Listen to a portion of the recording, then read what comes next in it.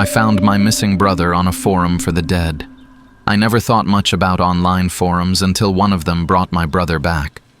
Ryan had been missing for 2 years. One day, he went out to grab coffee and never came back.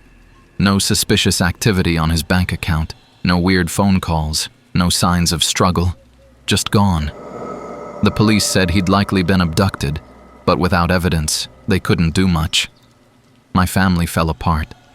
My mom stopped eating. My dad stopped talking. And I just stopped feeling.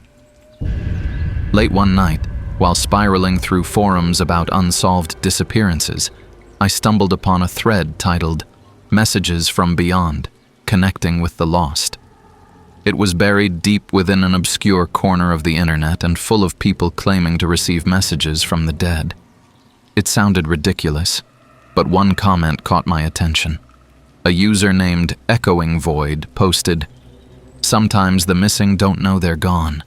Sometimes they're here, looking for home." Below, someone replied, "How do you know?" And Void answered, "Because I am one." For whatever reason, grief, desperation, or lack of sleep, I created an account and messaged Void. I typed, "If you're really one of the missing, prove it. Tell me something only you would know." The response came within minutes. "What do you want me to prove? That you once broke Ryan's nose during a stupid fight over a game of Mario Kart? That he forgave you before you forgave yourself?" My stomach dropped. I hadn't told anyone about that, not even my parents. It was just one of those childhood moments you carry like a secret scar. I asked, "Who are you?" Void's reply, "I think you know." The next few weeks were a blur. I spent hours every night talking to Void. He said the world he was in was a fractured reflection of ours, familiar but empty. The sky was always gray, the streets abandoned, the air heavy with silence. He couldn't explain how he got there, only that he woke up in this place and couldn't leave. The more we talked, the more he sounded like Ryan. He even remembered details no one else could, like the nickname he used to call our childhood dog or how he'd secretly taped my embarrassing middle school dance recital to blackmail me later. One night, Void said something that terrified me.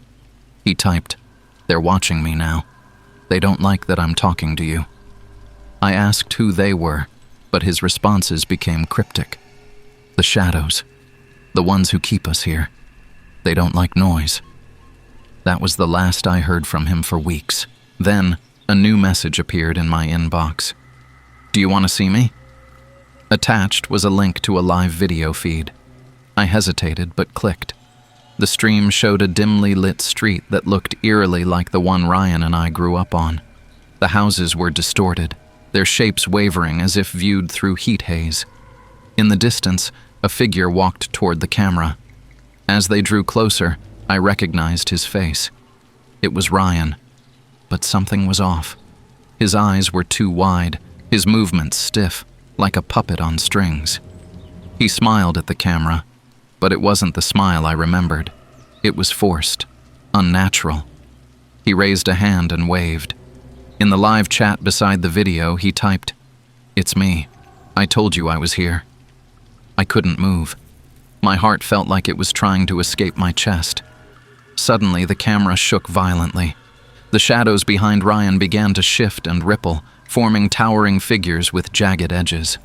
They moved closer, their distorted limbs reaching for him. Ryan typed, "They're coming. You have to help me. Find the door." The feed cut out. I spent the next few days piecing together everything he'd said about his world, looking for clues about the door. It wasn't much, but he'd mentioned a specific place from our childhood, an old abandoned cabin in the woods where we used to play. I drove there, half expecting nothing. The cabin was just as we'd left it, rotting and overgrown. Inside, I found a trap door beneath a threadbare rug. The ladder below led to a tunnel that stretched on for what felt like miles. At the end was a heavy iron door with strange carvings. As I touched it, my phone buzzed. A message from Void. "They know you're here. Don't let them in." Before I could reply, the shadows began to seep through the walls, crawling toward me like living tar. I shoved the door open and stepped through.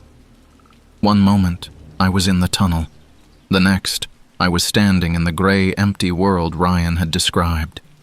The air was heavy, the silence deafening. And there he was, standing a few feet away, staring at me with wide, desperate eyes. "Ryan," I whispered. But before he could respond, the shadows surged forward. The last thing I remember is his scream. I woke up in my bed the next morning, clutching a piece of paper I'd never seen before. Written on it, in Ryan's handwriting, were the words, "Don't stop looking. There's another door."